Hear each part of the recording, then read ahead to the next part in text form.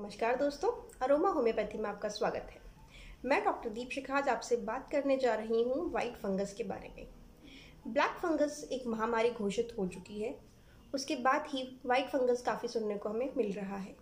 ये Covid patients में ज़्यादा मिल रहा है। जिन्हें कोविड हो चुका है, जो रिकवर्ड फेज में है, उन्हें ये ज़्यादा मिल रहा है। इंडिया में सबसे पहला केस बिहार में मिला, उसके बाद यूपी में। धीरे धीरे ये बढ़ रहे हैं। वाइट फंगस की प्रिमिला फ्यूसिफॉर्मिस प्रजाति को बिलोंग करता है। इसके अंतर्गत जब भी पेशेंट बहुत ज़्यादा बीमार है, ऑक्सीजन पर है, प्रॉपर हाइजीन आसपास नहीं है, ऑक्सीजन लगाते समय अगर ह्यूमिडिफायर में प्रॉपर वाटर नहीं दिया गया है, डिस्टिल वाटर नहीं दिया गया है, उसके कारण भी ये फंगस बॉडी में एंटर कर सकता है। और बॉडी में एंटर करने के बाद ब्लड सर्कुलेशन में ये सर्कुलेट होने लग जाता है और अलग अलग ऑर्गन्स को अफेक्टेड करता है। बेसिकली इसका जो इफ़ेक्ट है वो ब्रेन पे और लंग्स पे देखने को मिलता है। लंग्स को अफेक्ट करता है, इसीलिए इसके सिम्टम्स जो है वो कोविड की तरह होते हैं। कई लोग इसे कोविड समझकर घर पे ही ट्रीटमेंट स्टार्ट कर देते हैं, जिसके कारण इसका उपचार लेने में देरी हो जाती है और ये बढ़ जाता है।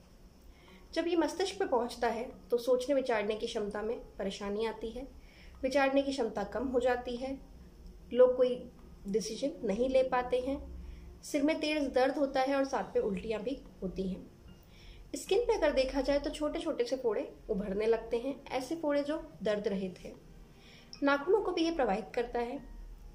इसके अलावा जोड़ हमारे जो होते हैं जॉइंट्स पे भी जब ये आता है तो जॉइंट्स में भी बहुत ज़्यादा पेनफुल स्थिति हो जाती है, बिल्कुल आर्थराइटिस की तरह।